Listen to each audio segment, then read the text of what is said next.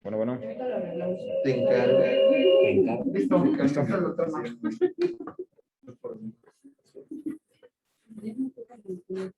Bueno, pues yo soy Sebastián Aceves. Vamos a empezar con la clase de hoy. Me gustó poner un caso clínico para comenzar el tema. Se trata de un hombre de 34 años, trabajador en hotelería, fumador y con alcoholismo positivo. Ingresó a urgencias por traumatismo craneoencefálico que provocó un hematoma subdural. Por esto ingresó a la unidad de cuidados intensivos con inicio de ventilación mecánica invasiva y se inició tratamiento antimicrobiano, inicialmente con amoxicilina clavulanato, con un recuento de leucocitos de 12.005 en ese momento. Se realizó un cultivo de broncoaspirado con crecimiento de flora respiratoria mixta. En ese momento pues, no tenía ningún dato de infección respiratoria. Sin embargo, a los 8 días de ingreso, con presencia de fiebre y secreciones espesas, de aspecto purulento, observando radiografía de tórax con una consolidación del lóbulo inferior izquierdo y atelectasias bivasales. Y ahí hubo un error de dedo, eran 14.000 leucocitos en ese momento. Y se tuvo un recuento, un cultivo de broncoaspirado nuevo, con más de 100.000 unidades formadoras de colonias para Staphylococcus aureus. Entonces, bueno, pues este es un caso clínico muy típico de lo que sería una infección nosocomial y típicamente una neumonía asociada a la ventilación. Entonces vamos a hablar un poco de las infecciones nosocomiales, que son definidas como las infecciones adquiridas durante la estancia hospitalaria, que no están presentes o incubando al ingreso del paciente, o no se están incubando al ingreso del paciente, son infecciones adquiridas en más de 48, sí, en más de 48 horas de estancia intrahospitalaria. Entonces, del lado derecho o del lado izquierdo viene una tabla con las definiciones de la Organización Mundial de la Salud sobre los diferentes tipos de infecciones nosocomiales, entre ellas, pues, infecciones de sitio quirúrgico, infecciones urinarias, asociadas principalmente a catéteres. Vamos a ir viendo un poco más específicamente los criterios que definen estas infecciones y las infecciones respiratorias, así como las asociadas a los accesos vasculares. Ahorita regresamos a esta tabla. En cuanto a los agentes o los patógenos más comúnmente asociados a las infecciones nosocomiales, pues están los gram positivos, que son los más comunes, los estafilococos coagulasa negativos. Todo esto depende de la epidemiología de cada hospital y de la comunidad en algunos casos. Sin embargo, estos son los que se reportan más comúnmente en la literatura: los estafilococos aureus, los streptococos, las especies de streptococos y las especies de enterococos. En cuanto a los microorganismos gram negativos, los más comunes pues son la Klebsiella pneumoniae, la Klebsiella oxytoca, la E. coli o el E. coli, Proteus mirabilis, Enterobacter species, Pseudomonas aeruginosa, Cinetobacter baumannii y Burkholderia cepacian. Entre ellos, los que confieren mayor mortalidad, principalmente es el Cinetobacter baumannii por su inherente resistencia a múltiples fármacos o múltiples antimicrobianos. Hablando un poco de las bacterias multidrogo resistentes, pues bueno, tenemos varios grupos, entre ellos se encuentran el Staphylococcus aureus meticilino resistente, el vancomicino resistente, los grupos de enterobacterias con resistencia a cefalosporinas de espectro extendido, que son productoras de beta-lactamasas, las enterococos vancomicina resistente, los grupos de enterobacterias y acinetobacter resistentes a carbapenémicos, que son un problema común en la actualidad, y las Pseudomonas aeruginosa multidrogo resistente, que también ya lo estamos viendo más comúnmente. Se reporta, o en la literatura algunas dicen que los patógenos multidrogo resistentes se presentan en 20% de los patógenos reportados en los cultivos. Y hablando un poco de los patógenos fúngicos que pueden hacer una invasión en nuestro paciente hospitalizado, son principalmente infecciones oportunistas en pacientes que tienen un inmunocompromiso de manera inicial. Sin embargo, también se puede presentar en aquellos dispositivos que permanecen por larga estancia, digámoslo así. Y los más comunes son las especies de Cándida, que las más comunes son Candida albicans, Candida parapsilosis y Candida glabrata. Hay un grupo de Cándida que se reporta en la literatura, bueno, principalmente es estadounidense. Sin embargo, la Candida auris, que es un organismo emergente y principalmente multidrogo resistente, tiene alta morbilidad y mortalidad debido a la dificultad de su diagnóstico y a las altas tasas de falla al tratamiento que presentan con estas infecciones. Y otro grupo importante de infecciones es el Aspergillus fumigatus, que es principalmente asociado a contaminación aérea en áreas de construcción, hablando principalmente de un hospital que esté en alguna reparación o en alguna construcción en las estancias hospitalarias.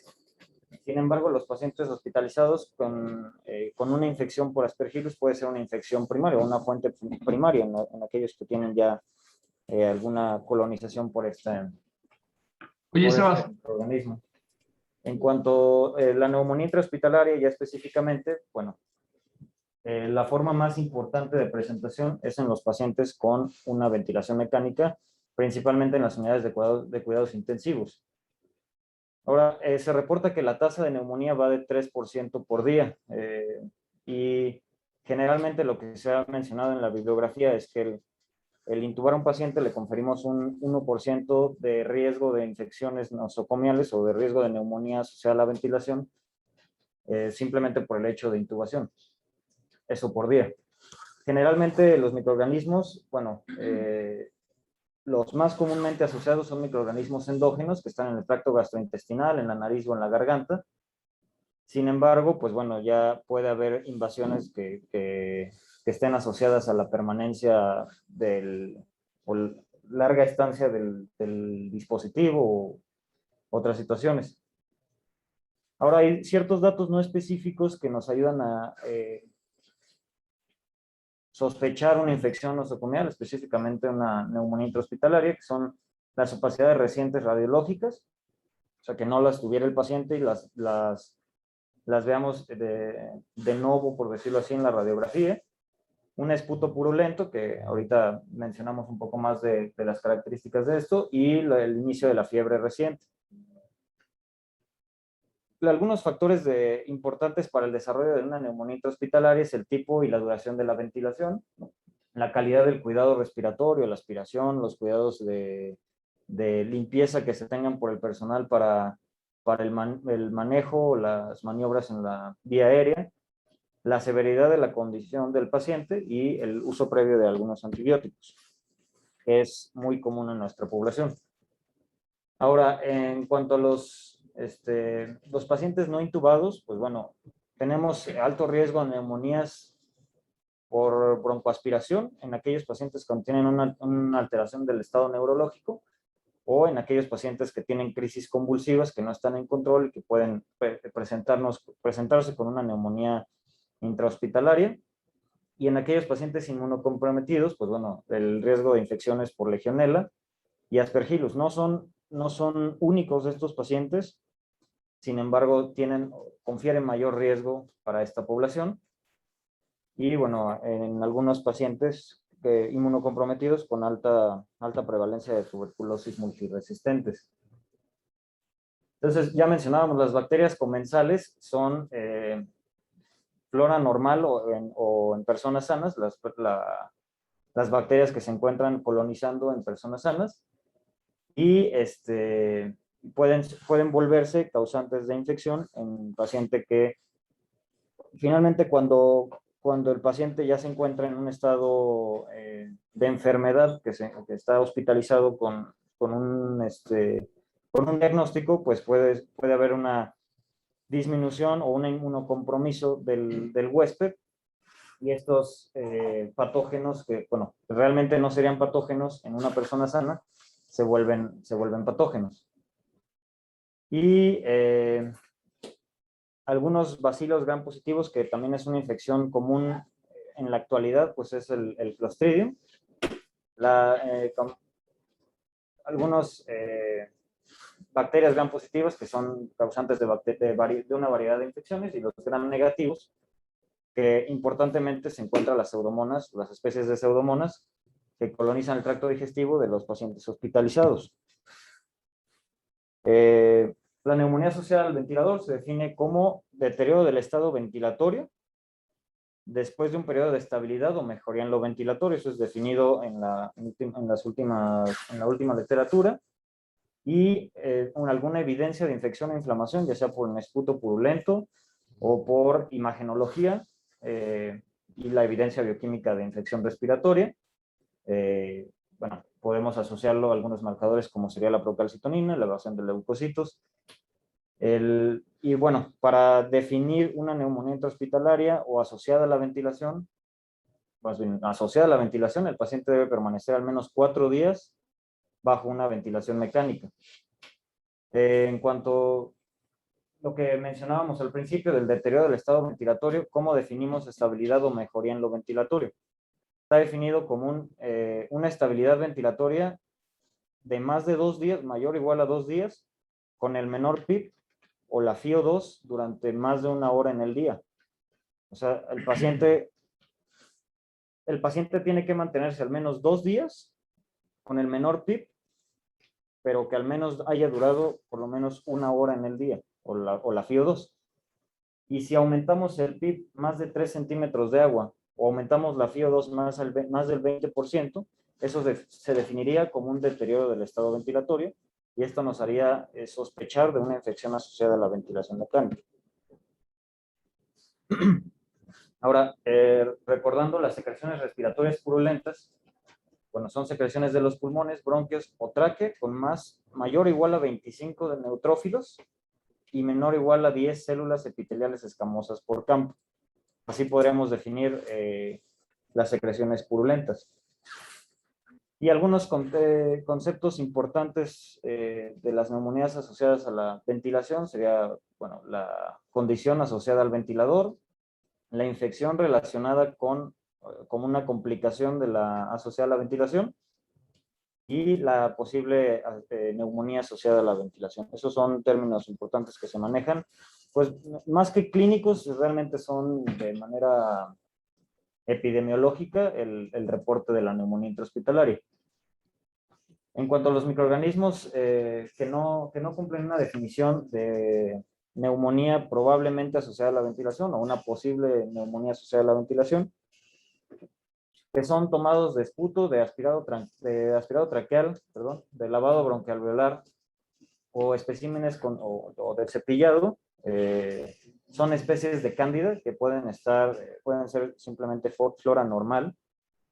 También tendríamos que ver el contexto del paciente para poder determinar si esto estuviera siendo el causante del deterioro ventilatorio.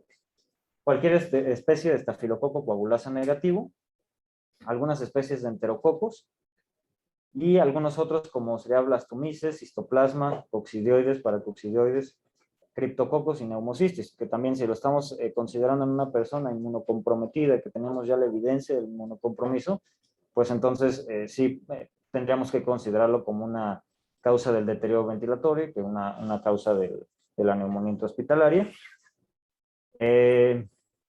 Y bueno, los criterios que definen una posible neumonía asociada a la ventilación es un cultivo positivo que se encuentra en el rango cuantitativo o semicuantitativo, que ya lo habíamos mencionado, secreciones purulentas y microorganismos que no cumplen el rango cuantitativo o semicuantitativo, y organismos identificados en muestra de líquido pleural, histopatología pulmonar positiva, citología de muestras de tracto respiratorio bajo, que sean sugestivas de infección, o una prueba diagnóstica en el caso de Legionella o algunos virus respiratorios selectivos.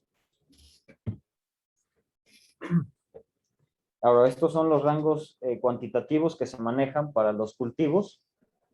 Por ejemplo, hablando de una muestra de tejido pulmonar, sería que es 10 a la 9 unidades formadoras, perdón, aquí es más de 10 unidades formadoras de colonias por gramo de tejido. En las muestras obtenidas por broncoscopía, ya sea un lavado bronquialveolar, pues son tanto es una muestra, el PEVAL, que es como un cepillado, pero que va como en una trampa protegido, es por lo que entendí con esta prueba, y se considera más de 10, mayor o igual a 10 a la 4 unidades formadoras de colonia, y en una muestra de cepillado, que es otra distinta a la PEVAL, mayor o igual a 10 a la 3. En cuanto a las muestras obtenidas sin broncoscopía, bueno, también se manejan los mismos rangos, mayor o igual a 10 a la 4 unidades formadoras de colonia, mayor o igual a 10 a la 3 unidades formadoras de colonia, y en cuanto a un aspirado endotraqueal, mayor o igual a 10 a la 5 unidades formadoras de colonia. Bueno, esto pues únicamente es bioquímico, ¿no? Pero sí están muy específicos. Aquí se ve muy, muy pequeño, pero realmente esto es un algoritmo que está bastante completo de cómo definir una neumonía intrahospitalaria. Y bueno, las asociaciones, ahorita lo podemos ir viendo un poco más amplio. En cuanto a otra de las infecciones nosocomiales importantes en el ambiente hospitalario, pues es las infecciones de vías urinarias asociadas principalmente a catéteres, ¿no? Que es la forma más común de infecciones urinarias en el medio intrahospitalario. Entonces, en algunas bibliografías se define como la infección nosocomial más común, pero otras ponen a la infección relacionada a catéteres o accesos venosos como la más común. Y bueno, el 80% de estas infecciones son asociadas con el uso de catéteres urinarios contaminados o no forzosamente contaminados, sino de larga estancia o con una mala técnica de colocación. Son, en alguna otra bibliografía se reporta también que son las de menor morbimortalidad para los pacientes. Sin embargo, en nueva bibliografía se reporta que son de importante morbimortalidad. Vamos a mencionarlo un poco más adelante. Como definición, bueno, pero también puede irse al espectro de bacteremia y generar y muerte para el paciente, ¿no? En cuanto a la definición microbiológica para una infección de vías urinarias asociadas a catéteres, es un urocultivo con más de 10 a la 5 microorganismos por mililitro o unidades formadoras de colonia con aislamiento máximo de 2 especies. Y pueden ser bacterias que van desde flora gastrointestinal, que serían de los microorganismos más comunes como la E. coli, hasta bacterias intrahospitalarias que sean Klebsiella multiresistentes y que confieran mayor mortalidad al paciente. Ya lo mencionábamos en cuanto a los patógenos más frecuentes, el E. coli, que es de los más comunes asociados a las infecciones relacionadas con catéteres, los bacilos gram negativos hospitalarios, como la Klebsiella, algunas especies de enterococos y también muy frecuentemente cándida. Ahora, el tratamiento de la candiduria, esto se menciona en una de las bibliografías. El tratamiento de la candiduria cuando hay, generalmente no es, lo que mencionan es que no es fructífero el tratamiento de las candidurias, pero sí debe ser tratada cuando hay invasión del polo superior o la pared de la vejiga, hay neutropenia o inmunodepresión en el paciente. No sé si el doc nos pudiera ayudar a confirmarnos realmente este dato, porque la mayoría de las infecciones por cándida pues se ven tratadas en el ambiente intrahospitalario. No se lo has escuchado. Ah, a ver si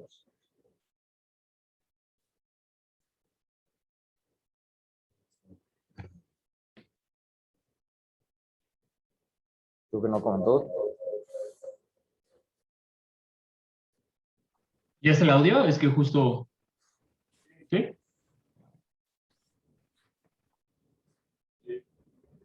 Sí, ya se oye. Exactamente, justo como dices, las candidurias realmente tienen su papel que simplemente es una representación del estado y la disbiosis que puede llegar a presentar un paciente.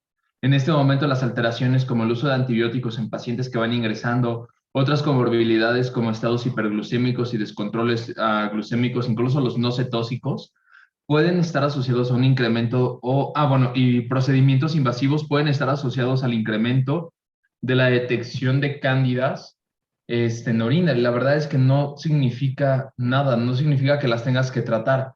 Algo muy importante es que últimamente lo que mencionabas de las cándidas es que vamos a encontrar especies no albicans, en especial clavrata, crusei, ni siquiera albicans. Entonces, uno de los grandes problemas es que si las estamos presionando con azoles, pues nos va a ser más frecuente que nos encontremos esto. Y dos, pues el tratamiento de estas es anfotericina, ya que las equinocandinas no llegan a concentrarse en vía urinaria. Claro que esto es difícil y se tienen que apoyar para ver, uno, que no sea el cuadro infeccioso, que no sea el foco infeccioso, que no sea obviamente alguien inmunosuprimido, neutropénico, porque pues ahí sí en este momento representa otra entidad. Y, pero sí, en alguien joven, sano, que está ahí hospitalizado, que trae una sonda por varios días, que ya recibió cursos de antibióticos, solo representa una colonización en la orina. Y la Candida auris, lo que te quería decir en lo de Candida auris, la Candida auris es muy frecuente en el norte del país, en Colima ya hay varios, el otro día en el instituto aislamos una, de un paciente que nos enviaron una cepa. Entonces Candida auris ya está por todo México, simplemente no lo estamos buscando. Gracias, doctor. No, continuando con estas infecciones de vías urinarias, les decía que hay otra bibliografía que ya la menciona actualmente como con o es causante de una morbilidad significativa para el paciente hospitalizado. Y hay factores, o más bien son asociados a factores propios del huésped que son no modificables, como fue la edad, el sexo femenino y alguna enfermedad debilitante. El curso va así, dispositivos de la vía urinaria que se colocan, permite la entrada de bacterias, el ascenso de bacterias desde la uretra, desde el tracto externo, la uretra y permite la entrada de bacterias hacia la vejiga. Esta entrada de dispositivos, este uso de dispositivos tiene una tasa acumulada del 3 al 10% para presentar infecciones asociadas a catéteres, infecciones urinarias asociadas a catéteres. Y las complicaciones a corto plazo, se menciona que fuera fiebre, pielonefritis aguda o bacteremia. Y en cuanto a complicaciones a largo plazo, y más que largo plazo, sino más bien al uso prolongado de estos catéteres o de estas sondas, sería la obstrucción de la sonda, litos urinarios, infecciones locales periurinarias, pielonefritis crónica, y cáncer de vejiga a largo plazo, ¿no? Los pacientes que requieren un dispositivo a muy largo plazo. En cuanto a los factores de riesgo para sepsis de foco urinario, pues bueno, son principalmente el género masculino, la edad mayor de 65 años, infecciones por Serratia marcescens y alteraciones de la vía urinaria no infecciosas como nefrolitiasis o cáncer de próstata. En cuanto a factores de riesgo para bacteriuria, que esto es muy importante y que tenemos que definir realmente los que requieran o no un tratamiento para la bacteriuria, sería la duración del sondaje mayor a 14 días, el uso de antibióticos no sistémicos que pueden favorecer la presencia de bacterias o de bacterias que realmente no provocan una sintomatología. El género femenino ya es per se un factor de riesgo para bacteriuria asintomática. Una edad mayor a 65 años, que también es un factor de riesgo para una sepsis de foco urinario. Creatinina sérica, mayor a 2 miligramos por decilitro. La presencia de diabetes. Enfermedades severas subyacentes, que son rápidamente fatales. Deficiencia de técnica séptica a la colocación, contaminación de la bolsa colectora y contaminación periuretral con microorganismos patógenos. Eso es muy importante en cuanto a la bolsa colectora, porque actualmente ya se supone que deben ser circuitos cerrados, digámoslo de esa manera, y la menor apertura de este circuito favorecería o disminuiría más bien la presencia de infecciones de vías urinarias asociadas a catéteres. En cuanto a los datos clínicos de presentación más frecuentes, que puede haber más datos de presentación, son la fiebre, el dolor suprapúbico o del ángulo costovertebral, que haya la presencia de hematuria aguda, que no estuviera presente anteriormente en el paciente, obstrucción del catéter, disuria, y bueno, una urgencia miccional.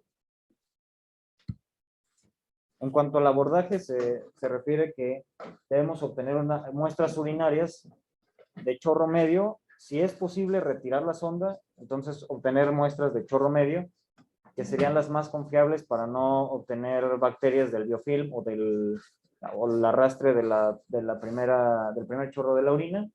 Realizar forzosamente un examen general de orina y un urocultivo. Y la bacteriuria se define como un cultivo con más de 100 unidades, 100,000 unidades formadoras de colonias de bacterias que sean uropatogénicas, pero que no haya presencia de síntomas. La mayoría no son necesarias tratar, pero sin embargo, sí depende del contexto del paciente para decidir el tratamiento de estas o no. Si el paciente si es posible con el paciente, se puede intentar principalmente un sondaje intermitente, que provocan o tienen menores tasas de infecciones de vías urinarias asociadas a catéteres. Tratar de retirar la sonda posterior a 2 semanas de uso, no más de esto, para evitar formaciones de biofilm y una pobre respuesta a los antibióticos. Evaluar antibiogramas de la comunidad o intrahospitalarios que tengamos ya definidos para iniciar un tratamiento empírico, en lo que obtenemos las muestras del paciente o el resultado del paciente. Hay algunos métodos que disminuyen o que se ha visto que disminuyen de cierto modo las infecciones de vías urinarias, como serían las sondas antisépticas o la irrigación de sondas con antimicrobianos. Sin embargo, no están definidas como de uso rutinario y no se reportan en la literatura que sean pues un un mecanismo de disminución de estas infecciones. Algunos métodos o algunas técnicas para prevención de infecciones de vías urinarias sería la colocación de sondas vesicales solamente que tengan una necesidad absoluta o que el paciente tenga alguna necesidad absoluta, y valorar realmente si sí es, o sea, cada día preguntar si realmente es necesaria la sonda o no, y si no es necesaria, retirarla en caso de que lo tenga. Colocar la sonda con una técnica séptica, así como la instrumentación de las vías urinarias en caso de que sea una sonda suprapúbica, para disminuir estas infecciones, minimizar la manipulación o la apertura de sistemas de drenaje que son cerrados, que es lo que mencionaba anteriormente con las bolsas colectoras, y retirar la sonda lo antes posible, en caso de que sea posible con el paciente. Bueno, siguiendo con una de las infecciones también más comunes, infecciones nosocomiales. En esta presentación me basé en 3 de las más comunes infecciones que vemos en el ambiente intrahospitalario, que son las infecciones vías urinarias, la neumonía y la las infecciones asociadas a los accesos vasculares, y principalmente los accesos vasculares centrales. Para considerar una infección asociada al catéter venoso o una vía central, un acceso venoso, se considera cuando el catéter lleva al menos 48 horas de colocación antes de la presentación de los síntomas. La mayoría de los patógenos o la mayoría de las infecciones asociadas a estos accesos son de origen cutáneo, que primero hacen una invasión extraluminal, y una vez que está colonizada toda la parte extraluminal, se va hacia la parte intraluminal y ya se genera esta infección. Y se dice que la invasión intraluminal se produce o se inicia a partir de los 4 días de la colocación. Uno de los principales factores de riesgo que se asocian a la infección de catéteres centrales son los catéteres multilumen. Se disminuye el riesgo con menos lúmenes que tenga el catéter o el acceso. Se dice que el lumen largo, como es de un mayor grosor, tiene un mayor flujo, tiene un menor riesgo de infecciones o de colonización. Y el lumen pequeño, que son de bajos flujos, principalmente donde se colocan aminas o vasopresores, son los que, como tienen un menor flujo, un menor grosor, son los que mayormente forman biofilms y mayormente se colonizan por las bacterias. Ahora, las tasas de septicemia asociadas al catéter van de 3 a 5%. Algunos factores asociados a la infección por el catéter son los catéteres multilumen, ya lo mencionábamos. El catéter unilumen disminuye este riesgo de infecciones. La duración de la permanencia del catéter o la duración del catéter, el tipo de solución o infusión que se esté administrando. No es lo mismo administrar una solución salina, que tiene menor riesgo de colonización, que una nutrición parenteral total o un propofol, que tienen mayor riesgo de producir una colonización o una infección. Una variable importante es el número de manipulaciones, la fijación del catéter y la cobertura que le demos al paciente, al catéter, los parches que utilicemos. Algunos de estos que disminuyen, pues se ponen el parche de clorhexidina. Claramente, entre más manipulemos este catéter, pues más riesgo de infecciones y de múltiples microorganismos, ¿sí? La mortalidad se reporta que va de un 3 a 33%, con un promedio de 20%, y el riesgo de bacteriemia en otra bibliografía se reporta de 2.1 a 48%. También aquí tenemos que definir el tipo de catéteres, porque hay algunos como el Majorcar o para hemodiálisis, catéter venoso central. Dependiendo de esto, los lúmenes van cambiando y los riesgos son distintos. Ahora, los patógenos frecuentemente asociados con infecciones asociadas a catéteres centrales, principalmente está el Staphylococcus aureus. Ya lo mencionábamos, patógenos que colonizan la piel del paciente y que van haciendo una invasión extraluminal y luego intraluminal. Las especies de Cándida, los estafilococos coagulasa negativos, especies de enterococos, especies de streptococos, E. coli y bacteroides. Ahora hay factores del huésped y factores del catéter que pueden conferir mayor riesgo de infecciones asociadas a un catéter venoso. Como serían enfermedades, bueno, los factores del Westport serían enfermedades crónicas, la neutropenia, la desnutrición, nutrición parenteral, los extremos de la edad y un paciente con trasplante de médula ósea. Y cuanto a los factores del catéter, sería la hospitalización prolongada previa al catéter, o sea, previa a la colocación del catéter, catéter de larga estancia o que tiene una mayor permanencia, un catéter venoso central multilumen, el tipo de material del catéter, que tenga una inserción de urgencia, que no tengamos la técnica adecuada para la colocación del mismo, y pues pocas barreras o que se rompan las barreras de estabilidad para, de esterilidad para el catéter. En cuanto al abordaje, bueno, tenemos que tener la sospecha clínica y una ausencia de una infección localizada, alguna otra infección que hayamos determinado. Y tenemos que tomar hemocultivos de 2 sitios diferentes, por eso siempre se piden hemocultivos centrales y periféricos. Y bueno, si hay cualquier tipo de material purulento en el sitio de inserción o en el sitio de salida del catéter, debe ser cultivado.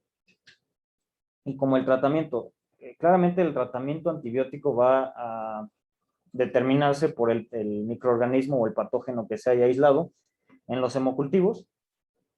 Pero lo principal que debemos de hacer es el retiro del catéter.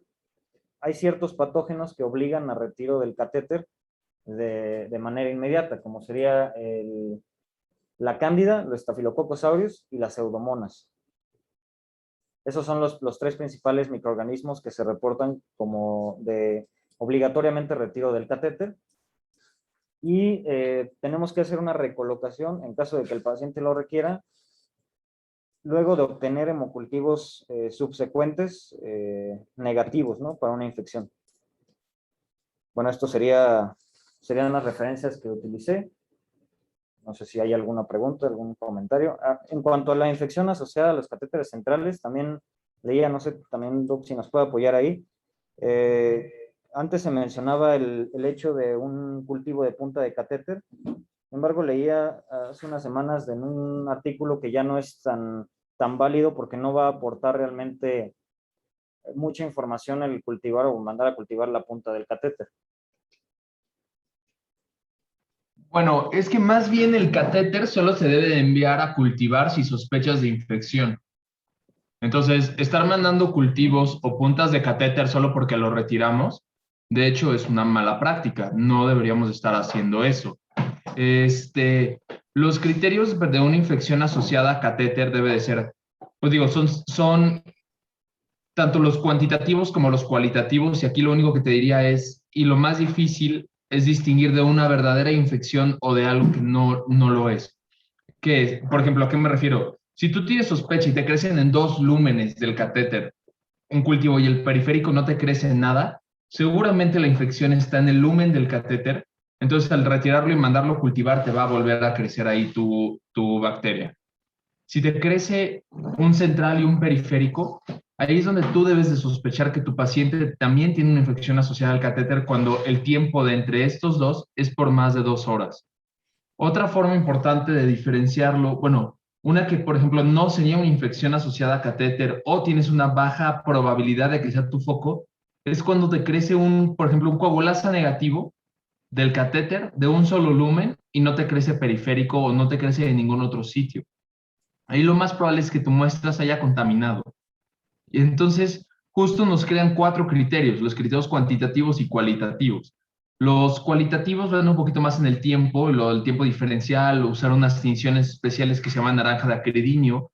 Existen entre los dos están los semicuantitativos, cuando lo creces y crece en el central 3 veces más colonias que en el periférico. O el cuantitativo, que es cuando ya de una forma cuantitativa tienes una cantidad de bacterias mucho mayor al de tu cultivo periférico.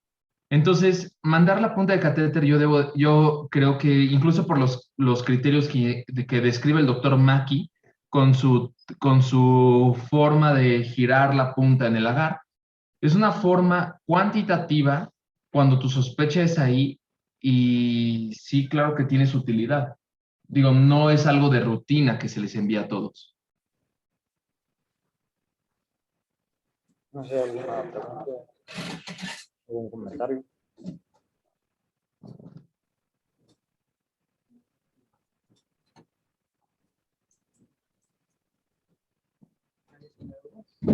Creo que algo nada más de infección de catéter que sería bueno también mencionar es que no siempre tu problema queda en el catéter. Que eso es un concepto, bueno, es como que ha sido complejo, ¿no? Está tu catéter, están los 3 lúmenes, todo está circulando bien, no tienes ningún problema, la vía pasa bien, pero sospechas que tu paciente tiene o hay algo ahí mal en el catéter. ¿Por qué? Porque el sitio de entrada del catéter está eritematoso, tiene salida de material seroso, purulento incluso. Esto también se puede llamar tunelitis. Tunelitis porque justo por el túnel donde está ingresando el catéter, ahí es donde está la infección y realmente va un poquito más asociado al momento de la colocación de una mala asepsia y antisepsia. Entonces, este también es un foco importante y se debe de retirar el catéter porque a la larga va a ocasionar un sitio de entrada al torrente sanguíneo y eso es lo que no quieres. Normalmente las infecciones asociadas a torrente sanguíneo debes de tomar cultivos de control cada 48 horas, en especial en Estafilococo aureus y en Cándida, ya que este tiempo de 48 horas y la persistencia de estos se asocia a mayor mortalidad.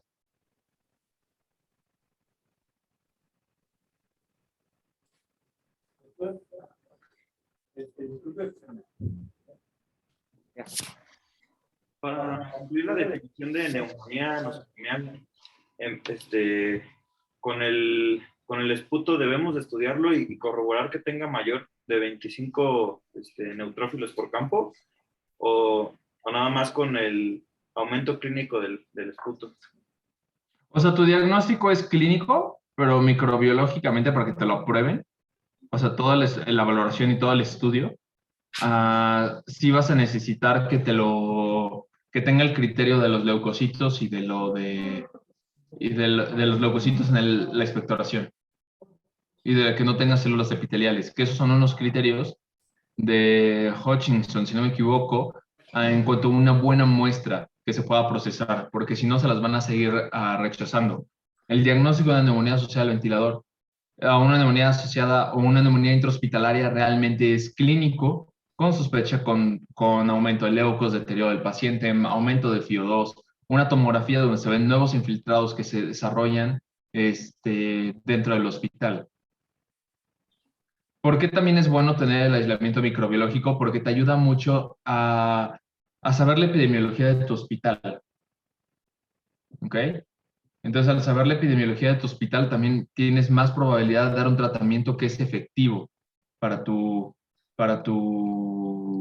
organismo. Y también te obliga un poquito a descartar todas esas neumonías que se curan con furo, ¿no? Que hemos visto. Gracias, Doc.